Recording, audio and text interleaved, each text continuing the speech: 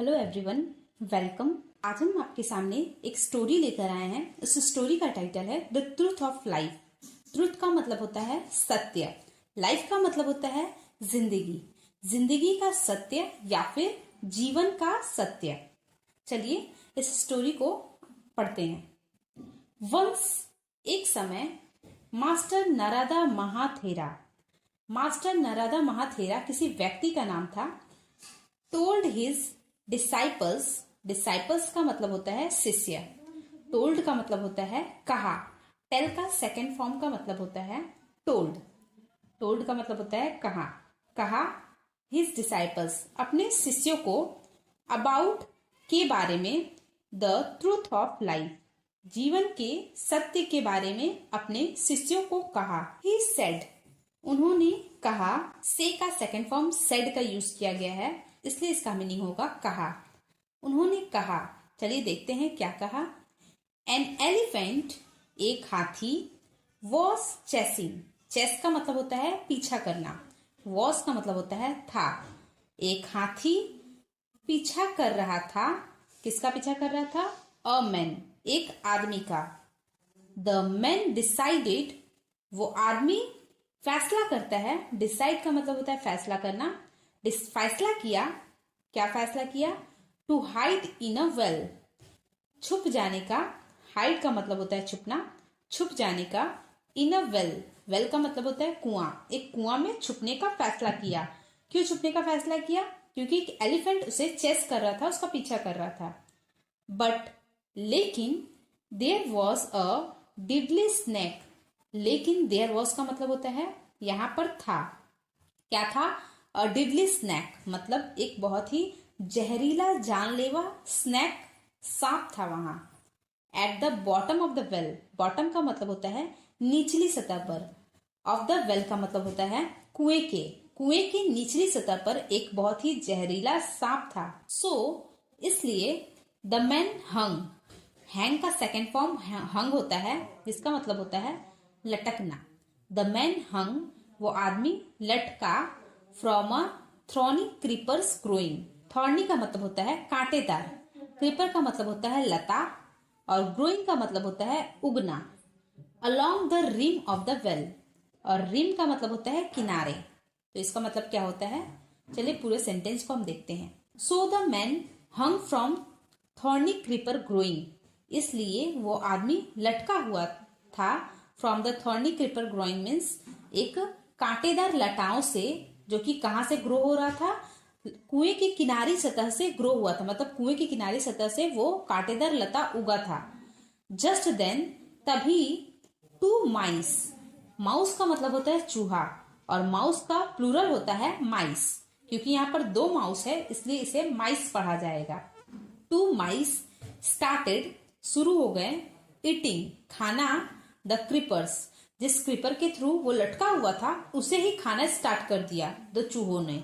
From above, ऊपर से, Honey was dripping, drip का मतलब होता है टपकना, और ड्रिपिंग यहाँ पर वर्ब का फोर्थ फॉर्म का यूज किया गया है, इसलिए ये सेंटेंस पास्ट कंटिन्यूअस टेंस हो गया है। हनी वॉज ड्रिपिंग, हनी टपक रहा था, फ्रॉम अ बी हाइव, किससे? एक मधुमक्खी के छत्ते से क्या टपक रहा था? शहद टपक रहा था। The man could go neither up, वो आदमी था, वो ना ही ऊपर जा सकता था, नॉ डाउन, और ना ही नीचे आ सकता था। नाइदर नॉर का मतलब होता है ना ही उधर और ना ही इधर।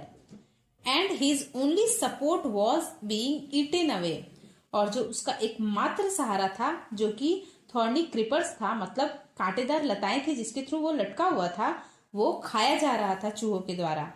But he started drinking up, लेकिन उसने शुरू कर दिया पीना, क्या पीना शुरू कर दिया? द हनी, जो शहद टपक रहा था ऊपर से, उसने वो पीना स्टार्ट कर दिया। इग्नोरिंग द डेंजर्स, खतरा को इग्नोर करते हुए, उसे साइड करते हुए, उसे इग्नोर करते हुए वह क्या पीना स्टार्ट कर दिया? शहद पीना स्टार्ट कर दिया। अराउंड हिम, जो भी उसके आसपास खतरा था उसे वह भूल गया था। The Buddha offered to help him, Buddha ने उसे ऑफर किया मदद के लिए, हेल्प का मतलब होता है मदद, ऑफर किया मदद के लिए। हावेवर, लेकिन द मैन, वो जो आदमी था, was too busy enjoying the honey. वो हनी पीने में इतना बिजी हो गया था कि उसने वो हेल्प लेने से मना कर दिया। And refuse to take his help. उसने क्या, रिफ्यूज का मतलब होता है मना कर दिया, टेक का मतलब होता है लेना, हिज हेल्प का मतलब होता है उसकी मदद। उसकी मदद लेने से उसने मना कर दिया। इन लाइफ, जीवन में, वी फेस मेनी डिफिकल्टीज। हम लोग फेस करते हैं, सामना करते हैं। मैनी का मतलब होता है बहुत, डिफिकल्टीज का मतलब होता है परेशानियां। लाइफ में हम लोग बहुत ही परेशानियों का सामना करते हैं। बट, लेकिन इफ वी बिकम, अगर हम बन जाते हैं, involve in only the pleasures, अगर हम सिर्फ इंजॉय करने लगेंगे प्लेजर्स को, खुशी, अपनी खुशियों को ही सिर्फ इंजॉय करने लगेंगे, लाइक द मैन, इस आदमी की तरह, we will never take the, हम लोग कभी भी नहीं ले पाएंगे, टेक का मतलब होता है लेना, द हेल्प ऑफ द, मदद ऑफ बुद्धा, भगवान की मदद हम नहीं ले पाएंगे। And will remain stuck there, stuck का मतलब होता है फंसना, रीमेन का मतलब होता है एक ही स्थान पर। हम लोग स्टक हो जाएंगे, अटके हुए रह जाएंगे एक ही स्थान पर। इसीलिए हमें कभी भी सिर्फ प्लेजर को ही इंजॉय नहीं करना चाहिए, हमें आसपास के खतरों को भी देखते हुए अपने प्लेजर को इंजॉय करना चाहिए। तो मोरल ऑफ द स्टोरी क्या है? All the pleasures are temporary, मतलब जितनी भी खुशियां हैं वो टेम्पोररी, जैसे कि दुख टेम्पोररी होता है वैसे ही खुशियां भी टेम्पोररी रहती है, मतलब अस्थिर रहती है।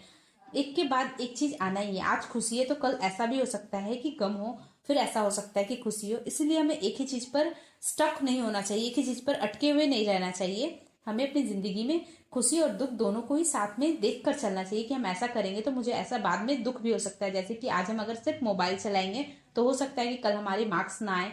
इसीलिए हमें सिर्फ एक ही चीज को एंजॉय नहीं करना चाहिए, एंजॉय भी करना चाहिए लेकिन थोड़ी मात्रा में करनी चाहिए, जितनी हमें करनी चाहिए, जिससे हमें कभी भी नुकसान ना हो, उतना ही हमें एंजॉय करनी चाहिए। आई होप कि आपको ये स्टोरी अच्छी लगी हो। अगर अच्छी लगी हो तो प्लीज वीडियो को लाइक करें, चैनल को सब्सक्राइब करें। तब तक के लिए कीप लर्निंग।